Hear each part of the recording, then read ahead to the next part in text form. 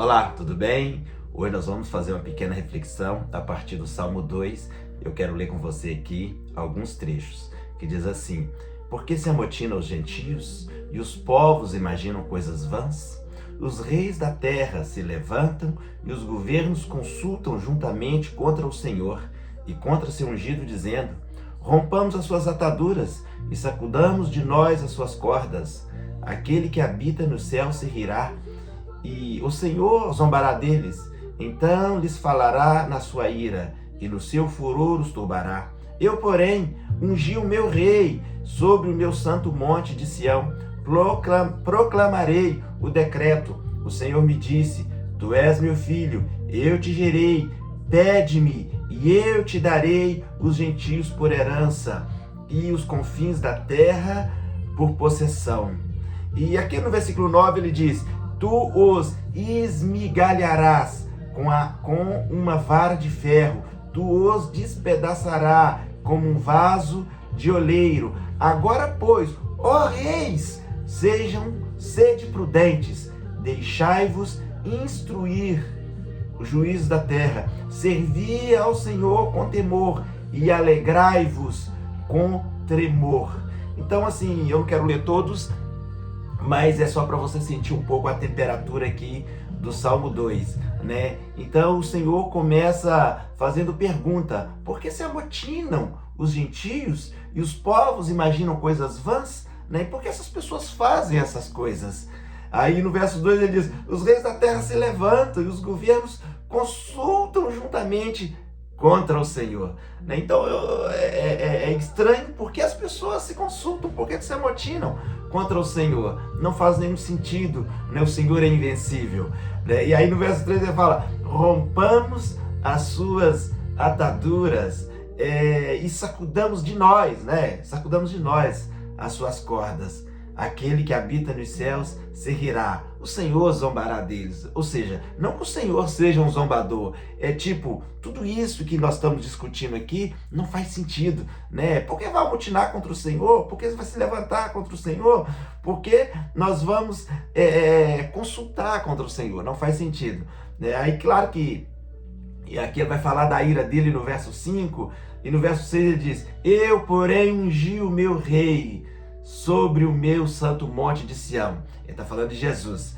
Proclamarei o decreto. O Senhor me diz: Tu és meu filho, eu te gerei, né? E nós somos, lá em João 14, nós somos chamados de filhos, né? Quando a gente crê no Senhor, quando a gente se converte de todo o coração e nos colocamos nesse lugar de entrega, nesse lugar de renúncia, nós somos chamados de filhos do Senhor, né? Então, assim, é tão interessante que às vezes nós achamos que somos alguém inútil, alguém sem valor, alguém que desconhecido, que o Senhor nem sabe quem nós somos, mas na verdade Ele quer nos chamar de filhos. E às vezes nós não encontramos esse lugar nele para chamá-lo de pai, né? Às vezes nós olhamos para o Senhor e achamos que Ele é aquele Senhor irado no trono, com raiva, né? Como diz aqui: Tu esmigalharás com a vara de ferro, tu despedaçarás como um vaso de oleiro. Agora, pois, ó reis, sede prudentes e deixai-vos instruir juízos da terra, né? Então, na verdade, a gente olha para essas frases e às vezes a gente pensa que o nosso Deus é um Senhor irado, é um Senhor carrancudo, mas na verdade, aqui alguns versículos acima nós lemos aqui: Ele zombará deles.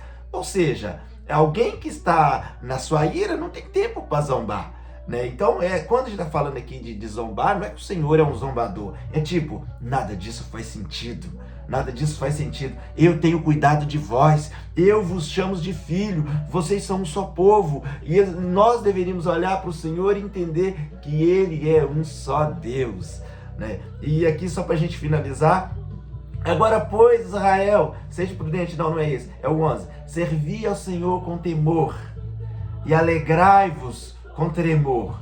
Então, na verdade, isso aqui não é medo, esse tremor não é medo, esse temor não é medo.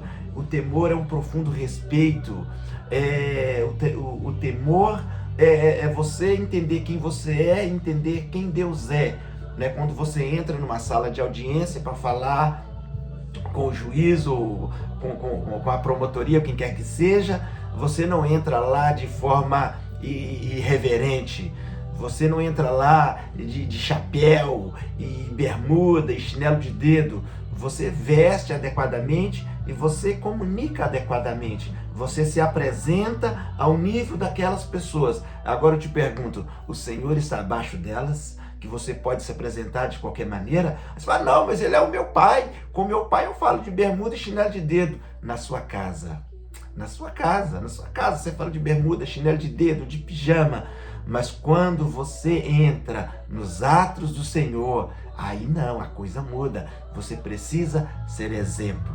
Você precisa ser alguém que reflete a essência, que reflete quem o Senhor é, né? Então, é isso, eu quero terminar aqui. O verso 12 fala: beijai o filho, para que não se ire, e pereçais no caminho, quando em breve se acender a sua ira. Bem-aventurado todos aqueles que nele confiam. Então eu quero dizer, bem-aventurado todos aqueles que nele confia. Então você precisa confiar no Senhor.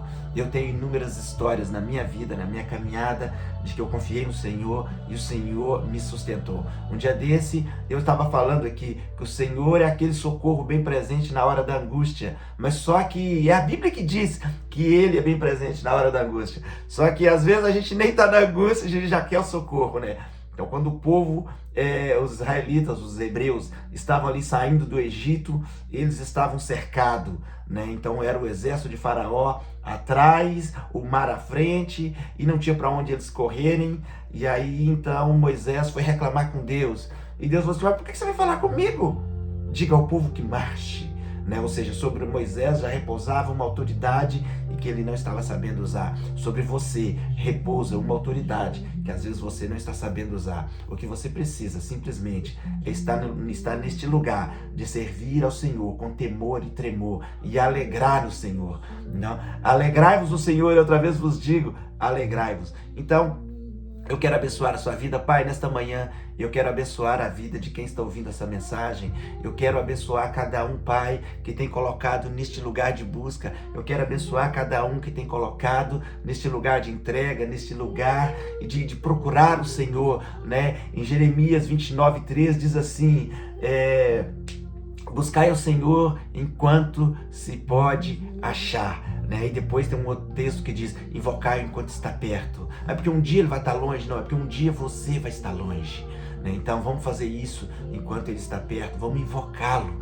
Busca o Senhor, se coloque nesse lugar. O Senhor não é um Senhor de escravo, mas é um Senhor de paternidade, é um Senhor de herança, é um Senhor que vai deixar você no lugar desejado, né? Na verdade, Ele quer levar você a esse lugar desejado. Então continue, se coloque neste lugar, busca o Senhor, entrega a sua vida, declare o Senhor como Senhor da sua vida. Às vezes nós pensamos: Ele é meu Senhor, Ele é meu Salvador, mas só que você precisa entender que é só Ele, não há nenhum intercessor entre os homens e Deus, senão Jesus. Jesus é o único intercessor, nenhum outro. Me perdoem quem acredita de outra maneira, mas é a Bíblia que diz que Jesus é o único intercessor entre Deus e os homens. Então se coloque nesse lugar. Ele foi o único que pagou o preço sem dever nada para que eu e você acessasse esse lugar de plena salvação. Então Deus te abençoe, Deus te guarde, Deus te prospere em tudo que você fizer, mas se coloque neste lugar de busca, se coloque